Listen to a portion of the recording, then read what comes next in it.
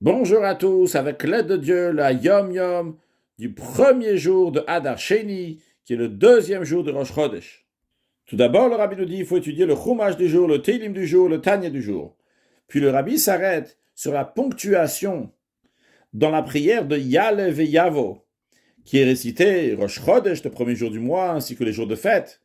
Dans ce passage, on demande à Dieu que ce jour-là de Rosh Chodesh, le jour de fête, il va se souvenir de nous pour le bien.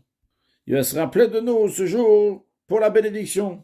En hébreu, on dit Zochenu, Fogdeinu. Mais quand on dit Zochenu, on demande à Dieu de se souvenir de nous. Zochenu, Bo, qui va se souvenir de nous ce jour-là. On dit Zochenu Hashem Elokeinu. On dit d'abord l'Éternel notre Dieu. Donc, il y a Zochenu, souviens-toi. On dit à qui on parle? Hashem Elokeinu, l'Éternel notre Dieu. Et après, on dit le mot Bo dans dans ce jour-là de Rosh Chodesh.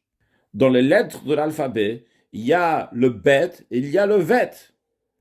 Ils s'écrivent presque de la même manière, à la différence de la ponctuation du point qui est dans le Bet et qui n'est pas dans le Vet. Alors, lorsqu'on dit Zocheinu Hashem Elokeinu, on dit Bo, le Bet, avec un dagesh, avec un point à l'intérieur.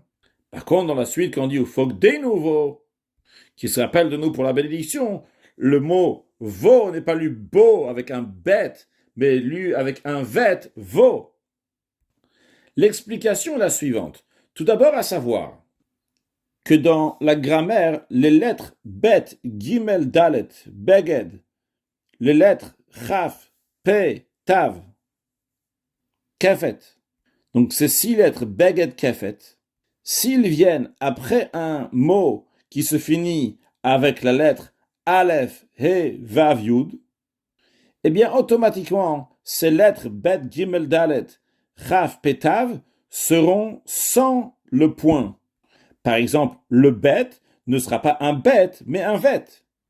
Si le Bet vient après la lettre Aleph, He, Vav ou Yud. Maintenant, en ce qui nous concerne, on dit Zochenu Hashem Elokenu. Elokenu se finit avec un Vav.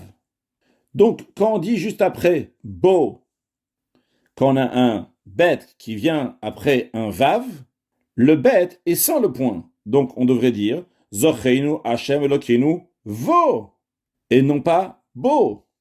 Comme d'ailleurs c'est le cas juste après, lorsqu'on dit Ufogdeinu, on dit Vo, avec un Vet et non pas avec un Bet. Pourquoi? Tout simplement parce que on dit Ufogdeinu, ça se finit avec un Vav. Donc, le bet qui vient après est sans le point, donc on dit vo. Et le chidouche, la nouveauté, la particularité ici qui nous dit dans le Hayom Yom, c'est que Zocheinu Hashem Elokeinu, bien que Elokeinu se finit avec un vav, quand même, le vet qui va venir après va avoir un point, on va dire Zocheinu Hashem Elokeinu, bo. La raison, elle est qu'en effet, s'il était décrit Zocheinu, vo, sans dire Hashem Elokeinu, alors on aurait écrit le vo avec un vet et non pas avec un bet. Mais vu qu'on arrête avec les mots Hashem Elokeinu au milieu, c'est-à-dire que ce qu'on aurait dit seulement c'est Zocheinu vo, souviens-toi de nous dans ce jour-là, le jour de Rosh Chodesh. Mais entre le Zocheinu bo vo, on rajoute Hashem Elokeinu, l'Éternel notre Dieu. Souviens-toi l'Éternel notre Dieu dans ce jour-là, le jour de Rosh Chodesh de nous. Alors les mots Hashem Elokeinu font une forme d'arrêt.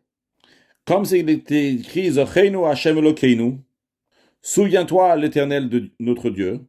Et comme si que le beau qui est après est séparé de ce qui a été dit avant. Séparé du Zocheinu. Donc bien que Elokeinu aussi finit avec un vav. Mais c'est comme si que le beau était une nouvelle chose après Hashem Elokeinu. Donc on dit Zocheinu Hashem Elokeinu, bo. Par contre, le Ufogdeinu, on dit vo. Après tout cela, l'essentiel, c'est qu'Hachem Zocheinu, bo, Ufogdeinu, vo. Toute la manière qu'on va dire bo, vo, mais l'essentiel qu'Akadosh Baruch Hu va se souvenir de nous, va penser à nous pour nous amener la Geoula, Mitid ve'Ashlema, avec la venue de Mashiach, comme on dit, dans le Yal ve'Yavo. Vezichon Mashiach ben David Avdecha, now. Excellent Yom.